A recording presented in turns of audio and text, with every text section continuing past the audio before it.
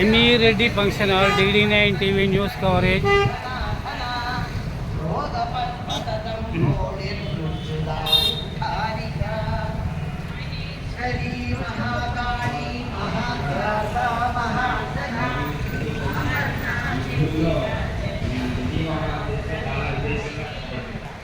మా హోమంలో ప్రధానంగా గణపతి హోమం జరుగుతుంది. గణపతి హోమం జరిగినప్పుడు కూడా అందరూ కూడా మనసులో ఓం శ్రీ మహాగణాధిపతియే నమః అని కానీ ఓం గం గణపతియే నమః అనుకుంటూ హోమానికి మగవారు ఆజ్యం వేయండి, ఆడవారు వరిపేదాలు మృగిముద్ర, దీన్ని మృగముద్ర అంటారు. ఇద్దరు ఆడవాళ్ళు అంటే ఒక రాజ్యం, ఒక వరిపేదాలు, దీన్ని మృగముద్ర అంటారండి. ఈ మృగముద్రతో ఎంత వస్తే అంత మాత్రం అగ్నిహోత్రం సమర్పించాలి. మృగముద్రతోటే వెయ్యాలి. స్వాహాకారం అంటే ఎందుకు ఇస్తారు తెలుసా అండి అందరికి? స్వాహ అంటే ఎవరు తెలుసా? అగ్నిదేవుడు ఇచ్చిన భార్యలండి. స్వాహాదేవి స్వధాదేవి అని చెప్పేసి అగ్నిదేవుడికి మనం ఇచ్చే సంకల్పం అక్కడ మొత్తం లెటర్ రాస్తామండి. మంటపారాధన చేసేది మొత్తం లెటర్, యాగశాల చేసేది యాగంలో మన సంకల్పాన్ని వదిలేయాలి. ఎలా వదలాలంటే ఆ యజ్ఞేశ్వరుడికి సప్తతే అగ్ని సప్త చిత్ర అని మంత్రం ఉంది. 7 నాలుకలు తెలిసి నిల్చుంటారు స్వామివారికి. 7 నాలుకలు యజ్ఞేశ్వరుడికి.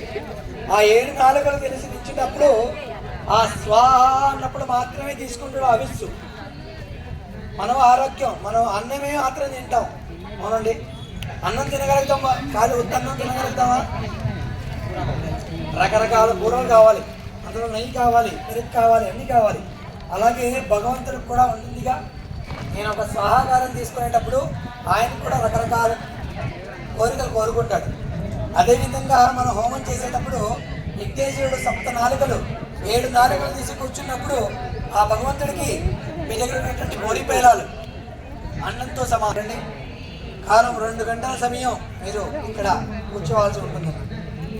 ఎవరికైనా ఇబ్బంది ఉన్నవాళ్ళు పైకి కూర్చోవచ్చు, ఇంకా ఇబ్బంది ఉన్నవాళ్ళు. యాగం చేసేదానికి మన అదృష్టం ఎక్కడ దొరకదు.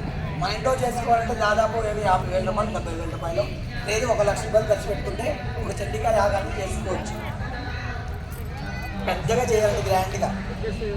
కానీ ఒక సామూహికంగా చేసే కార్యక్రమంలో పరిపూర్ణమైనటువంటి సంకల్పం మనకి ఇక్కడ దొరుకుతుంది. ఎలా అంటే సాధు సంతలు, అలాగే మన దగ్గర వచ్చినటువంటి సాధు సంతలు ఎవరైతే ఉన్నారో వాళ్ళ అనుగ్రహంతో పాటు ఇక్కడ ప్రతిష్ట చేసినటువంటి మన శైవక్షేత్ర పీఠం,